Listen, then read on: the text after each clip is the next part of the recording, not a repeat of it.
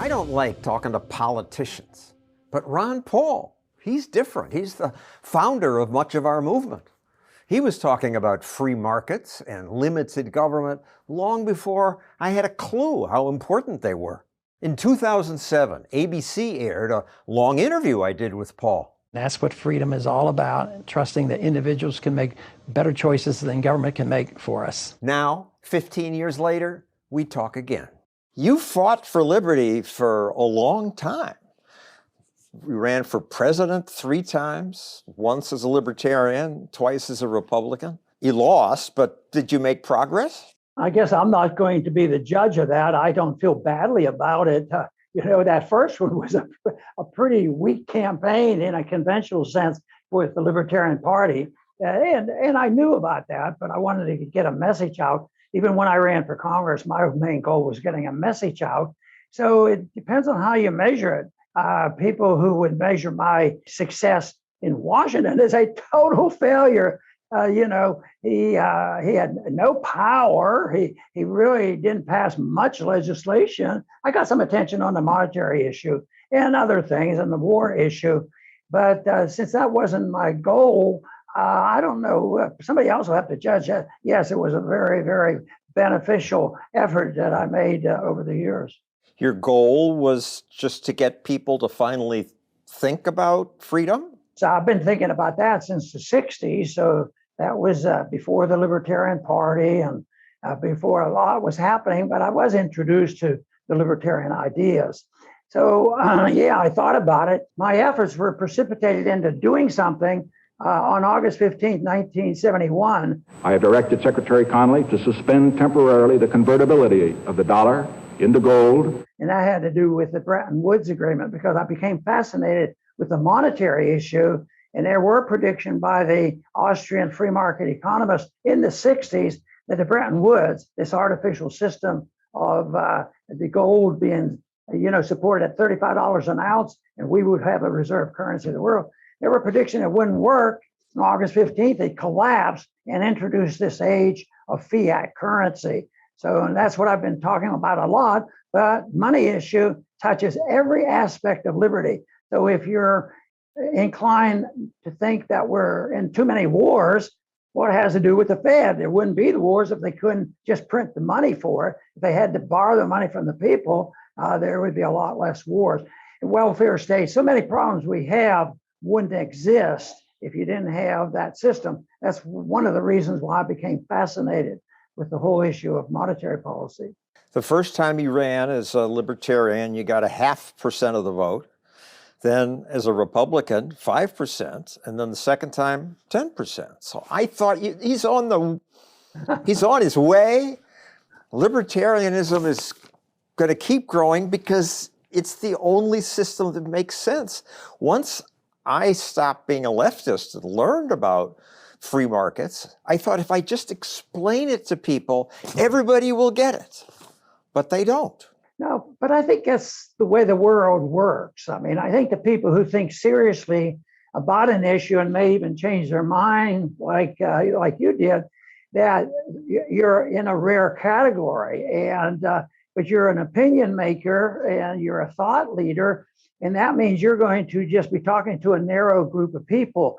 But that narrow group of people have a lot of power and authority, and it becomes democratized when that turns into what we're facing today. Is we're seeing real democracy, and that is when the people say, that John Stossel was right. Libertarianism is good, and we should resist all this authoritarian stuff. And now we can see tens of thousands of people not lining up to go to war, but lining up to restore their liberties that were taken from them unnecessarily. 15 years ago, when you were running for president, I interviewed you on ABC. Here's a clip. What should government do? Protect our freedoms, have a strong national defense, look and take care of our borders, have a sound currency. Today, government does much more than that. Somebody might conclude, well, there's been no success. But I'm an optimist because I think there's been a lot of success, but not in Washington, D.C. You can't measure anything up there other than the fact that you realize how much is needed in the area of ideas. But I would say the libertarian message is much stronger. When I went to Washington, nobody used the word libertarianism, and nobody was caring about the Federal Reserve. Today, a lot of people are talking about the Federal Reserve and what's going on. And people know what the word libertarian means. The ideas are alive and well, but it's hard to measure. If it's the only measurement is the U.S. Congress, we're not going to see that happen. Matter of fact, the people in Congress right now, the large majority, have nothing to do with the progress in the world. For instance, I work closely with the Mises Institute. I think it's groups like that are teaching young people and influencing young professors in universities that teach, the right kind of economics.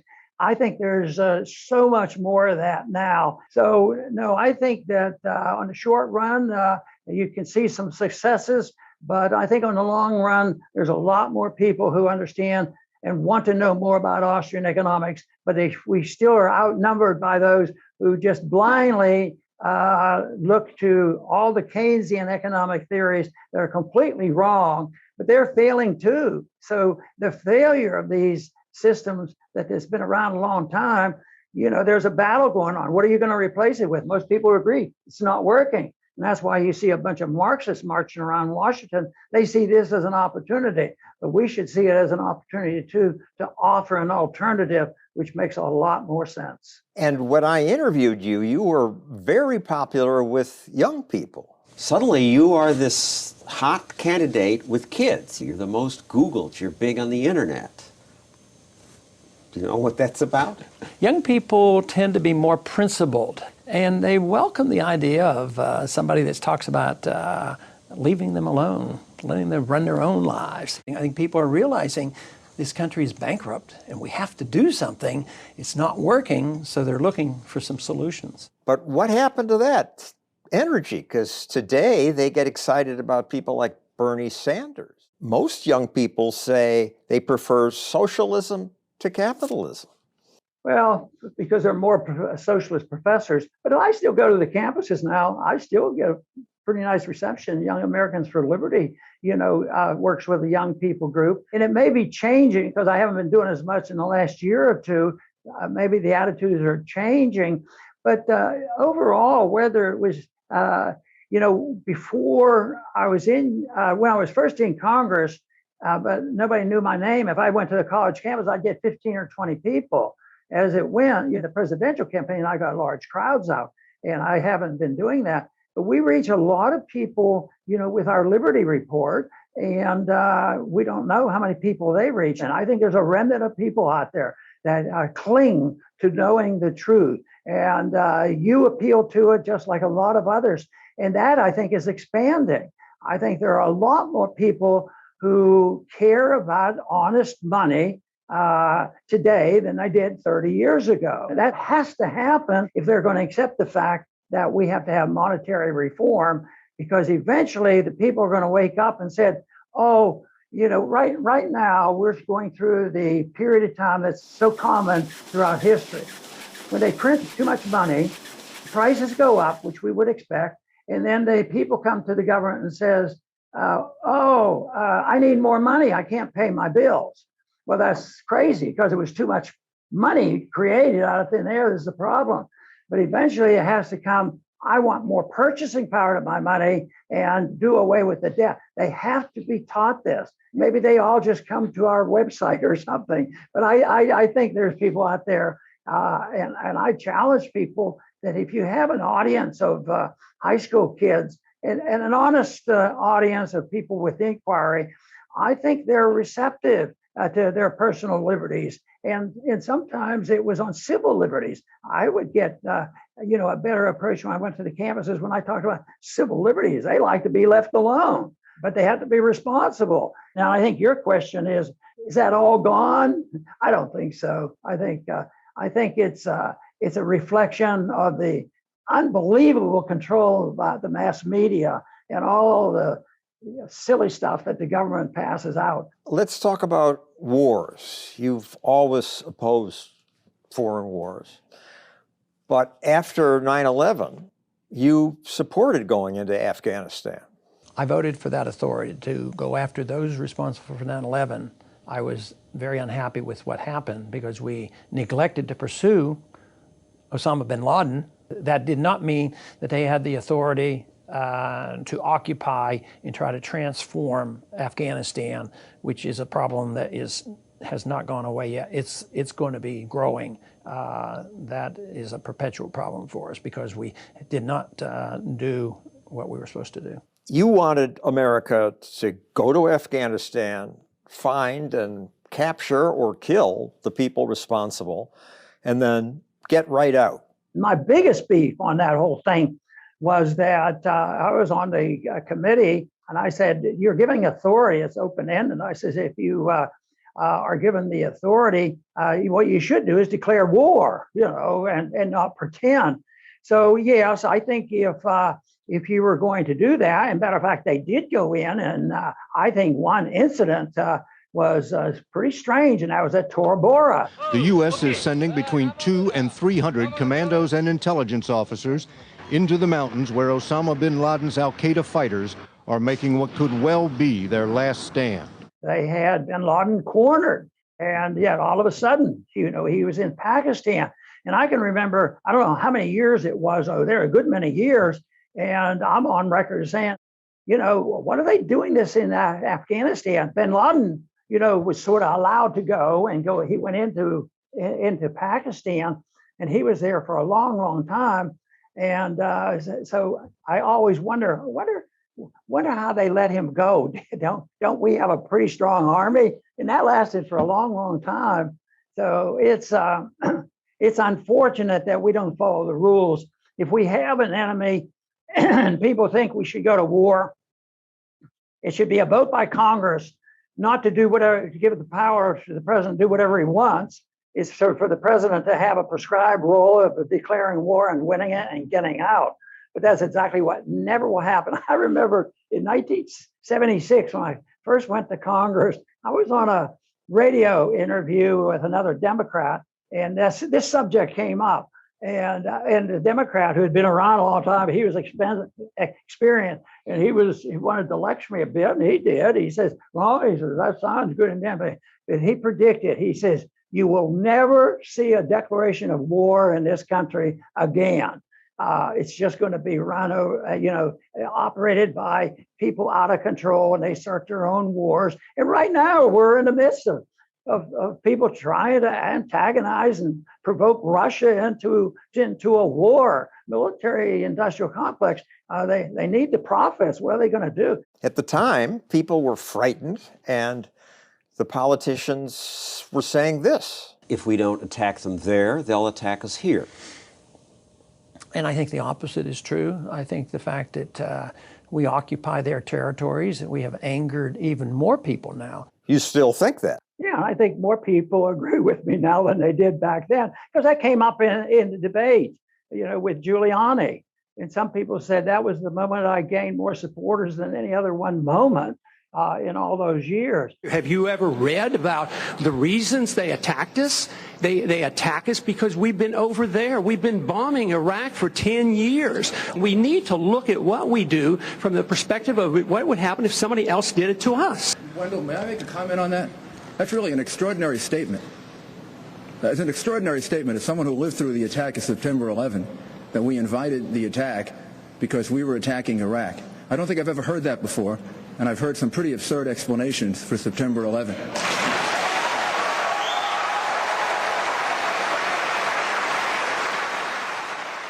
If we think that we can do what we want around the world and not incite hatred, then we have a problem. They don't come here to attack us because we're rich and we're free.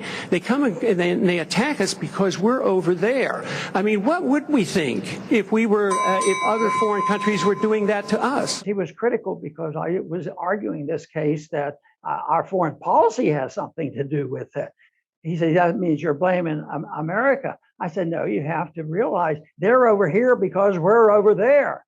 And nobody listened to what bin Laden was saying. He supported this whole idea of 9/11 is because of what we were doing in Iraq, bombing and killing a lot of people, that we had troops in Saudi Arabia and we supported Israel over the Palestinians. Those were his reasons for it. What were we told? What were the American people told? oh, yes, they don't like our freedoms and our prosperity. Those are just lies in order to make excuses for people. Just following up on what you said about Osama bin Laden, here's a quote from him. Expel them in defeat and humiliation from the holy places of Islam.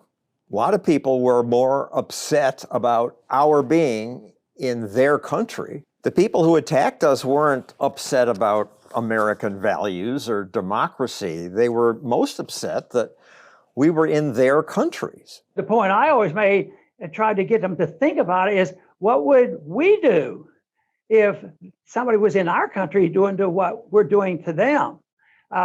Even just getting close with vessels and all. Can you imagine how we would have reacted and would react if the Chinese had all their vessels in the Gulf of Mexico, or they started, getting on our land like we've been on other land, or putting boycotts on these boycotts and taking money out of the bank accounts because we're so powerful? Those are acts of war.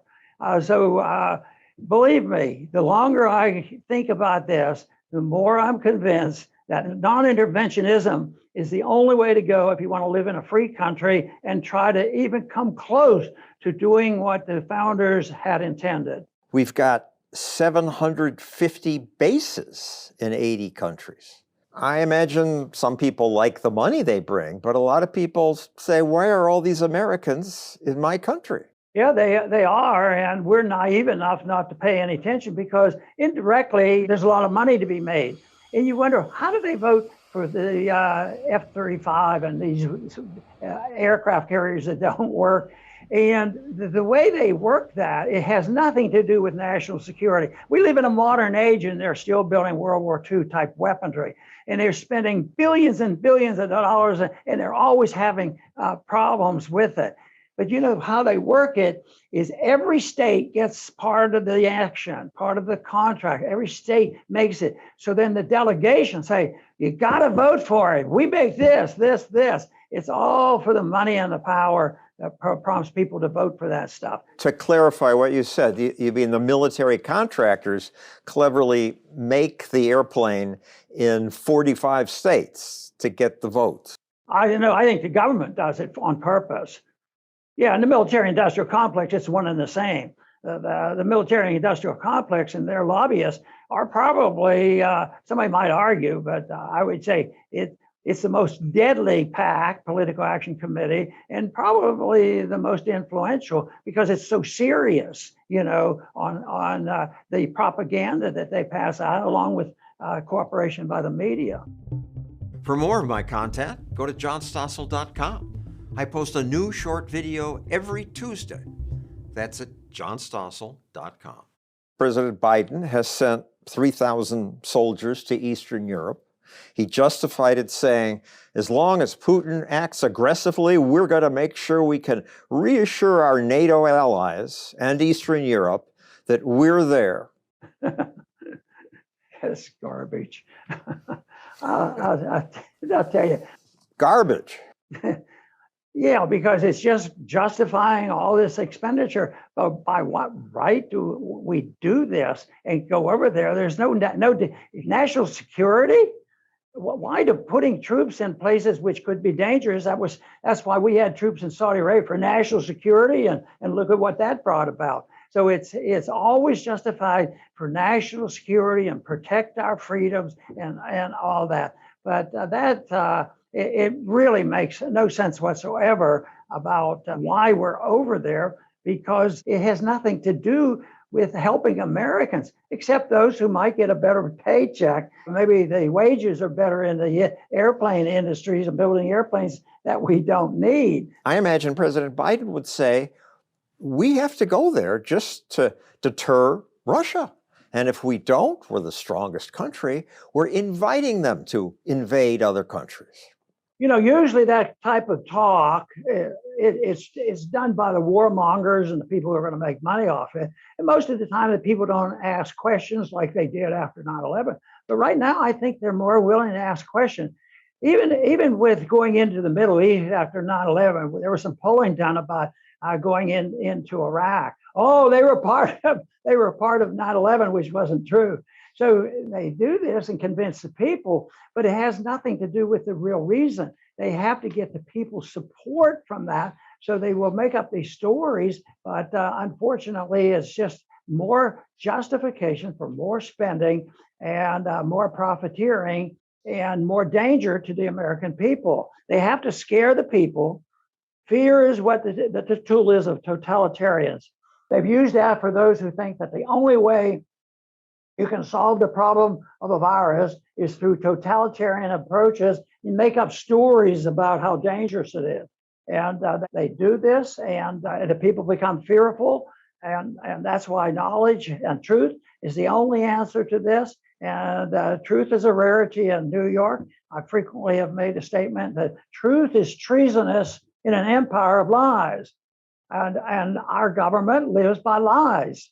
And that's why I think we live in opportune times, because anybody who has an inkling of common sense and are looking for the truth is right out there on a platter. There's no reason why if some of us who believe this way, if we had a room full of high school kids that just have an open mind, that you couldn't convince them of what I'm talking about when it comes to financing all this big government stuff. There's an instinct, especially among teenagers, who like to be their own guy, their own man. They'd like to live their own life. And that we have to promote that and get people to understand they can. But everything that's happening today, they've lost it. And that's why the resistance right now that's breaking out is so wonderful. Now, we have to head it off with ideas, with better ideas promoted early. And we need more people who are willing to stand up for the truth, because the people will accept it if they get to hear the message. In 2007, when we talked, you said, we're going broke. Our currency is being devalued. We're on the road to bankruptcy. And I agreed with you. The deficit then was $9 trillion. Just seemed horrible. But now it's 30 trillion, and the stock market goes up. This is like arguing the case and saying things look better because these guys that came into town, we didn't know how good they were at counterfeiting money.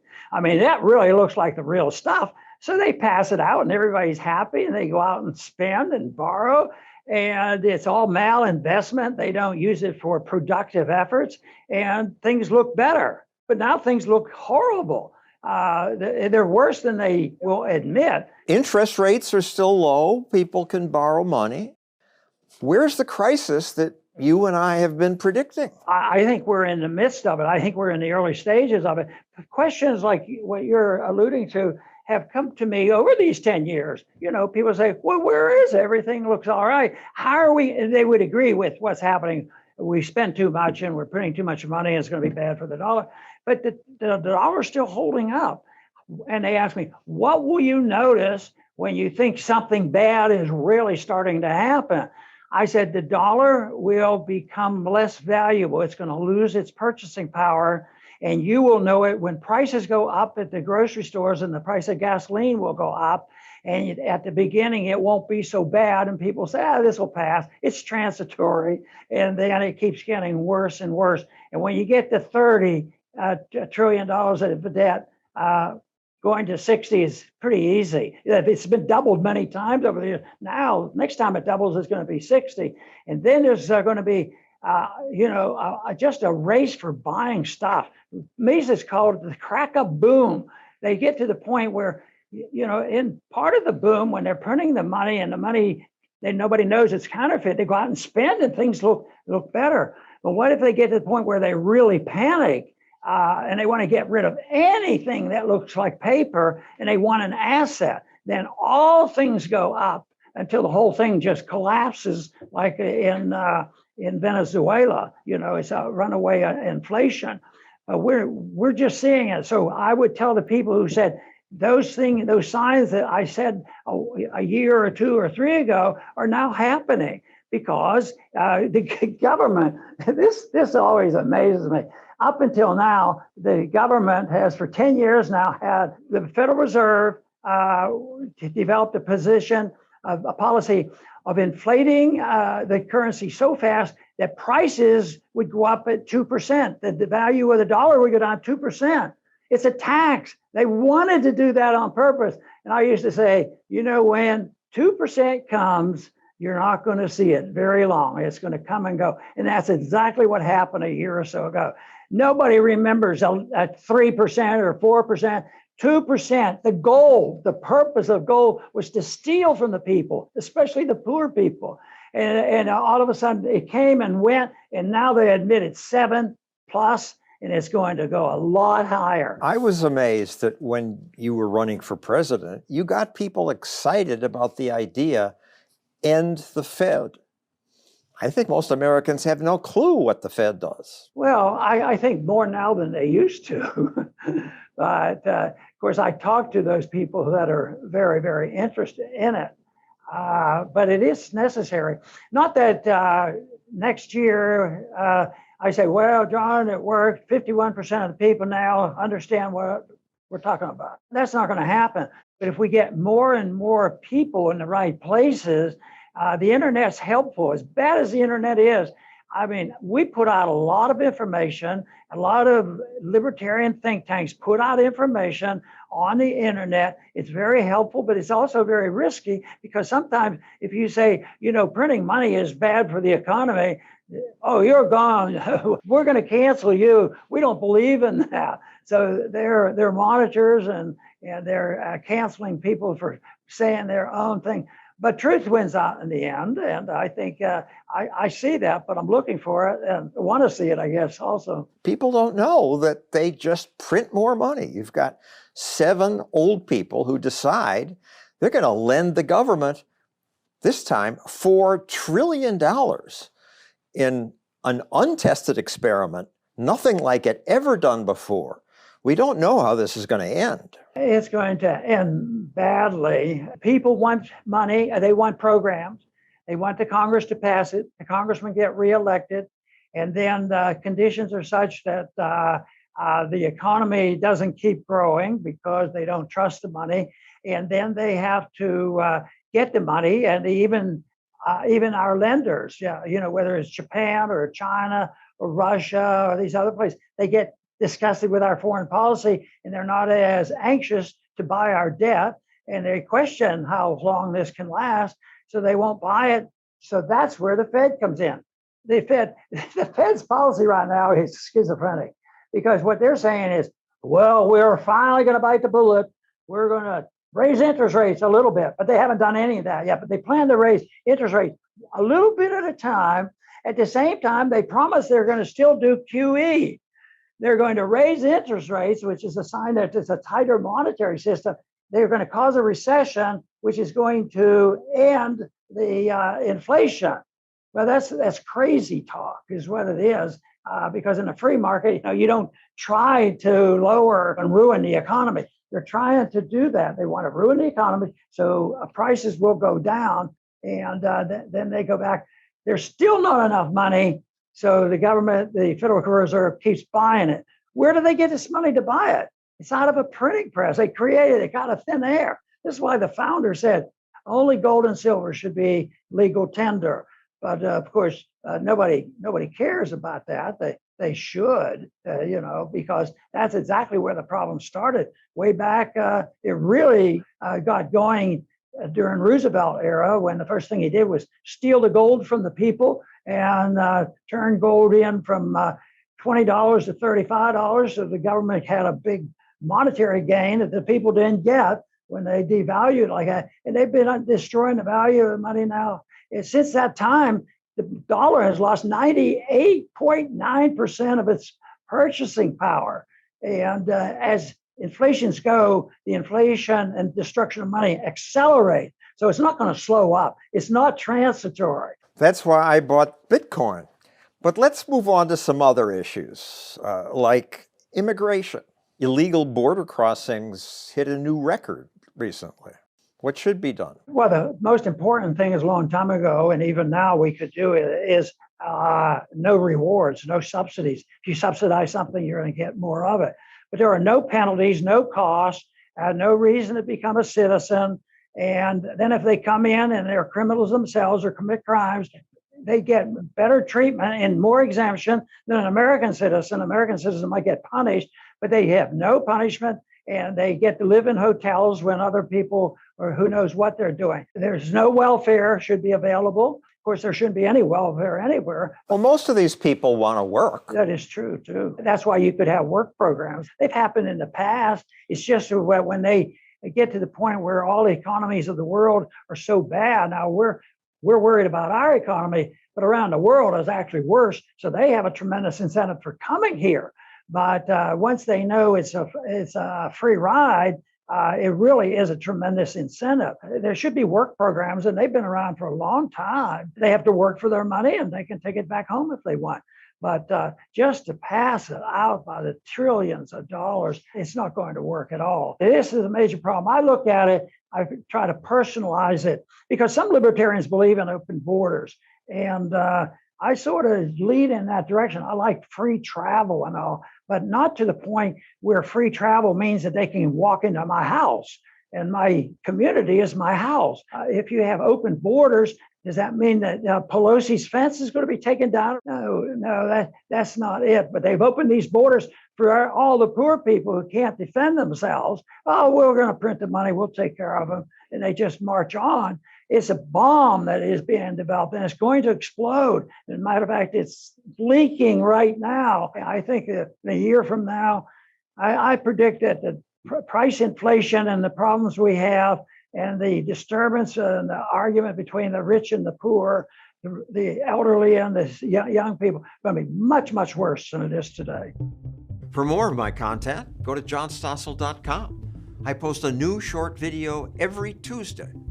That's at johnstossel.com.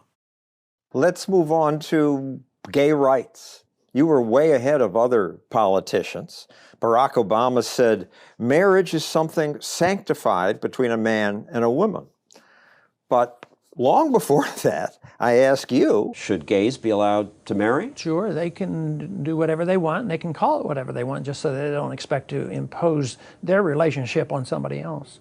They can't make me personally accept what they do, but they can, gay couples can do whatever they want. Matter of fact, I'd like to see all governments out of the marriage question. Well, governments have not gotten out. You still need government permission to marry. There was a time when that wasn't the case. And I think the tradition in the old days, there may be some local authorities, but the record was usually kept in a Bible, so-and-so married so-and-so on such and such date. And that was the record. So no, the government should be out of it. You can have a personal opinion about what you think, but the people who want to live a gay life, they have no right to impose their standards on us and force it into our home or business if we don't want it. And they should be able to live their lives, and there should be no prohibition. Libertarianism is simple: no force and no prohibitions. You can't force people to do anything. Everything should be voluntary. Speaking of prohibition, years ago you were unusual because you were against the drug war. Almost no other politicians were. And now, 15 years later, marijuana's legal most places, or partly. Progress? Yeah, I think so. I think it cuts down on the violence. If they can't make a lot of money on illegal marijuana, they'll look for something that is illegal. Just think of alcohol. It's legal, but how many people are out making are drug dealers to get just buy beer? It doesn't happen anymore. So you get rid of the violence, but for it to really work, of course, it depends on what type of a society we have. If we have people that are insecure enough that they are totally dependent on drugs, it's going to be a big problem. But I still don't want the government claiming they know how to solve the problem. It should be done. There have been groups that have been voluntary and private, and churches and different people that would help addiction. But the trouble is governments don't do a good job. And I think the history and the story about the prohibition of alcohol is a pretty strong history. But what I get a charge out of is when they passed the amendment to prohibit use of alcohol, to stop the use of alcohol, they wrote a constitutional amendment That's how much they thought that it should be. Now, nothing. Now people don't need any laws. They just change a regulation. They can do things. They wouldn't think of changing the Constitution in order to do that. Of course, they wrote it in the Constitution. It didn't work, so they took it out. But that still wasn't the problem. The problem is the social and moral fiber of a community on how much drinking they're going to do. Denver and Seattle legalized psychedelics. Good thing? Everything should be legal. If it hurts them, that's their business. And people have to take their own risks. And once again, what are you doing? Are you forcing it on somebody that is not able to make their own choices? And maybe forcing drugs or any drugs, beer, or anything on a 12-year-old? No, I don't like that. But basically, the principle is the government can't protect us from ourselves. And that was one of the principles they violated with all the nonsense that has gone on with COVID. The government could protect us. We just write a lot of regulations. All that was breed a lot of authoritarians that loved being able to write regulations like this. Let's talk about that, because on your TV show, which you do every day, you talk a lot about COVID regulations and how the government's gone too far. What are the worst things government did? I can't think of anything good that they did. I don't even believe the CDC should exist. So all those regulations, this whole idea that a Dr. Fauci, the highest paid individual in Washington ever, writing all these regulations, it's just the worst form of authoritarianism.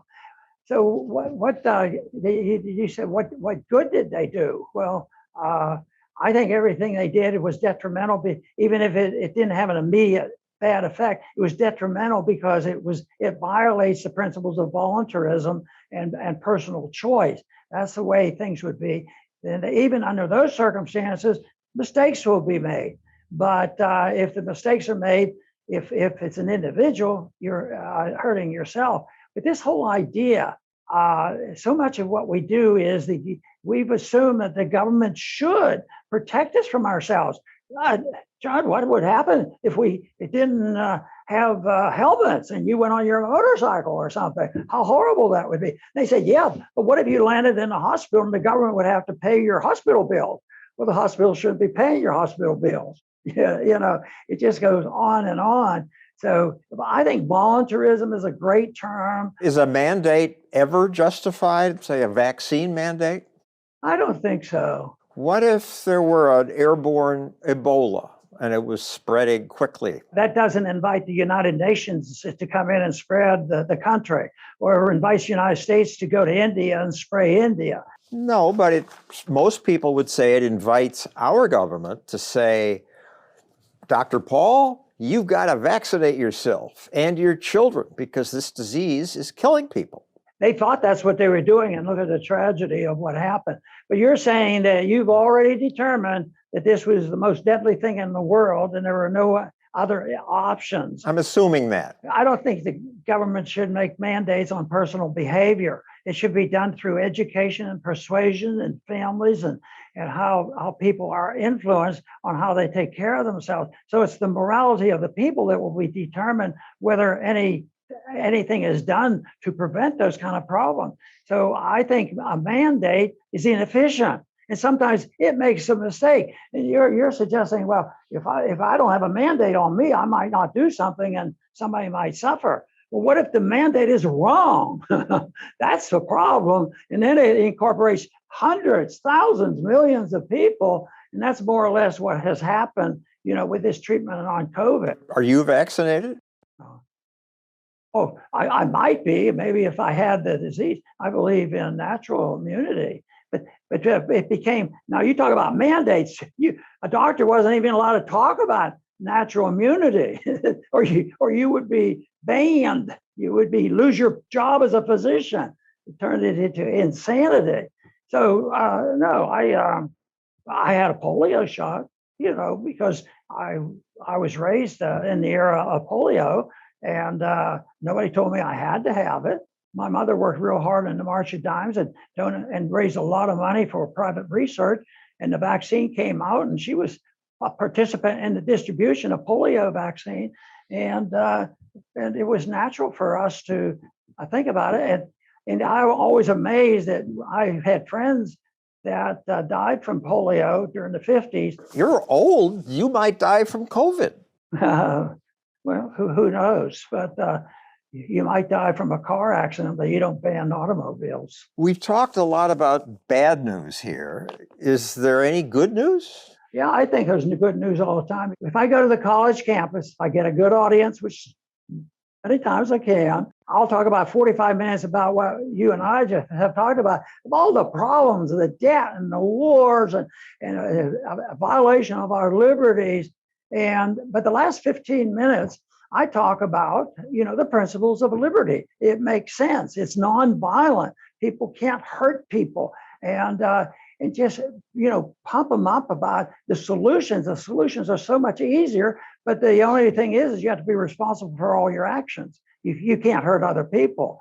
And and so often, which was always amazing to me, because I spent time trying to get their attention, and I had so many who would come up after me, and they said, Dr. Paul, what I like about you is you're such an optimist. And they were serious. Well, there is good news from the private sector. You've got people like Elon Musk ignoring regulations and outperforming NASA. You've got companies that made a vaccine in months. Can the private sector overcome our government? If the government just got out of their way and permitted more of it, but now... I was thinking maybe the private sector can produce so much wealth, so many good things, they can stay ahead of the growth of destructive government. I think so, and that's why I would say that the FDA and CDC and subsidies to drug industry should be removed, because they would be on their own, and the responsibility would be built if they didn't get government guarantees that nobody could sue them. Turn that over to the market. I think you'd have better drugs. I think they would be cheaper. But when the government gets involved, it doesn't go well. You still go to the gym twice a day? I do a lot of exercise twice a day. I don't like to do much stuff indoors. And I do bicycling outdoors, and I also do a lot of walking. And sometimes I don't get in twice a day. And some days, if we get a bad winter spell here in Texas and the temperature goes down to 30 and it's raining, I might miss a session. But no, it's a habit for me. I consider it a good habit. I feel better. I believe it's more for psychological reason, even though it helps you physically. I think that I benefit psychologically. Besides, most of the time when I finish my walk, I go into the house and I'm writing something down that I thought of. I don't want to forget that item. So yes, I keep up with that. I think it's great. And it must be working, because for an 86-year-old man, you look very good. And obviously you've got tremendous energy. Well, thank you. It's nice being with you. And I was delighted to come on your program. Thank you, Dr. Ron Paul. Thanks for listening. New episodes drop the first and third Mondays of every month. You can subscribe everywhere you get podcasts.